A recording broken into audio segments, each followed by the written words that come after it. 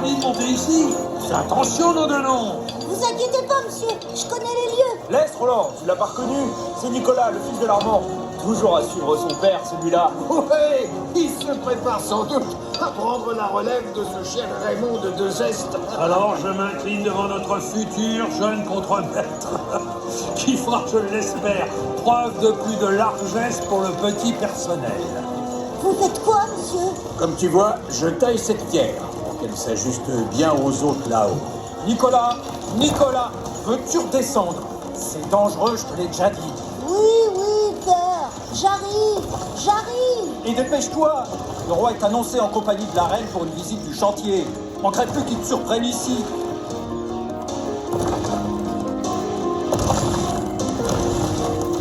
Très chère Anne, saurez-vous me pardonner un jour? C'est encore trop tôt, Charles. Je ne peux oublier mes temps de solitude où j'aurais eu tant besoin de vous. C'est que l'Italie m'appelait, madame. Votre vie de débauche, vous voulez dire?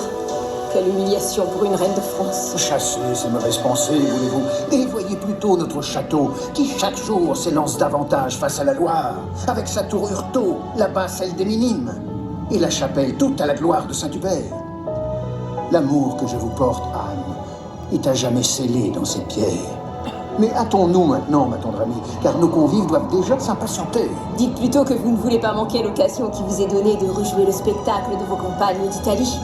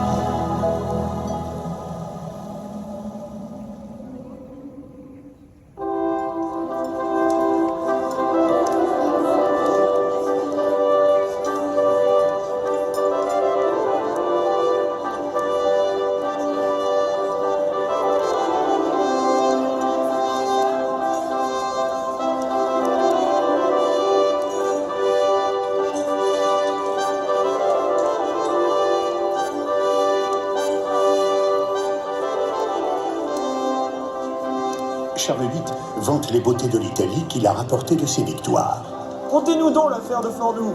Un sourire satisfait éclaire le visage du roi. Fornoux, c'est sa bataille à lui. Je montais le cheval de poil noir qui m'avait été offert. Une bête nerveuse, solide, qui bousculait tout sur son passage. Les Vénitiens furent astucieux. Ils envoyèrent un messager pour proposer de parlementer. En fait, ces fourbes voulaient seulement, par notre réponse, connaître notre position qu'ils devinaient sans nous voir. Sans répondre, je me dresse sur mes étriers et harangue mes soldats en quelques mots.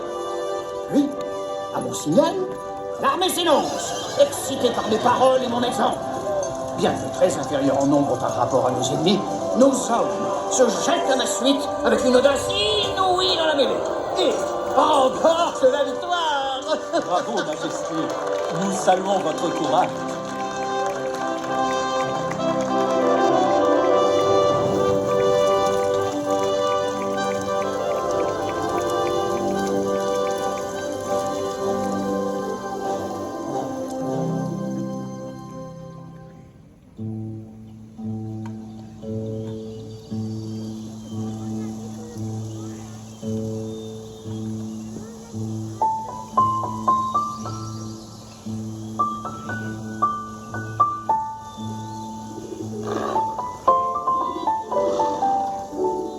Eh bien, mon garçon, t'essaierais tout perdu? J'accompagnais mon père sur le chantier Ne et... t'inquiétez pas, je n'en dirai rien. Ce sera notre petit secret à tous les deux. Dis-moi, alors, comment t'appelles-tu? Nicolas, monsieur.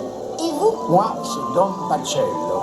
Vous n'êtes pas avec les autres au grand banquet du roi?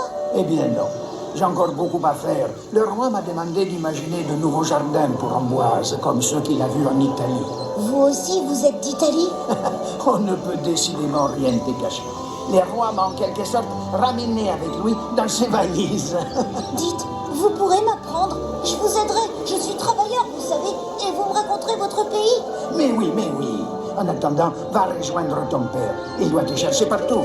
Et reviens me voir quand tu monteras au château. Tu sais où me trouver désormais. Oh, merci. Merci mille fois. Au revoir, Don Marcello. À très bientôt.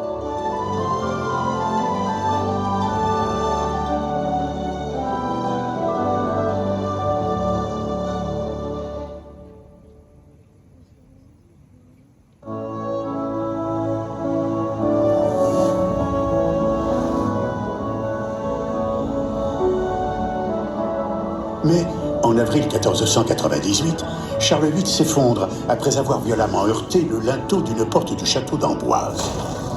Le choc est rude. Le roi s'éteint sans descendance.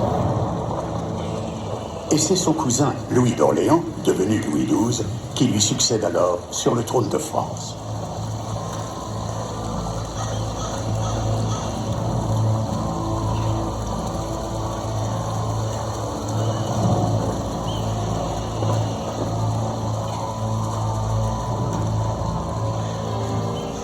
Ainsi, Louis XII souhaite que j'annule son mariage avec sa femme, Jeanne de France. Et pourquoi donc, très Saint-Père? Entendrait-il se remarier? Oui, avec Anne de Bretagne, la défunte épouse de Charles VIII. Il était prévu qu'en cas de disparition de ce dernier, la reine puisse épouser son successeur.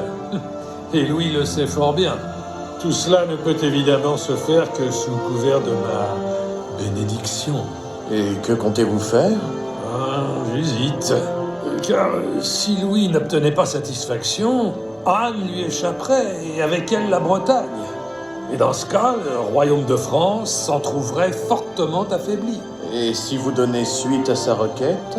Le roi de France m'assure qu'entre autres agréments, mon fils pourra récupérer le duché du Valentinois. Dans ce cas, vous avez tout à y gagner.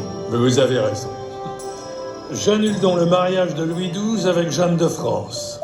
Qu'il se remarie avec Anne de Bretagne, si tel est son désir.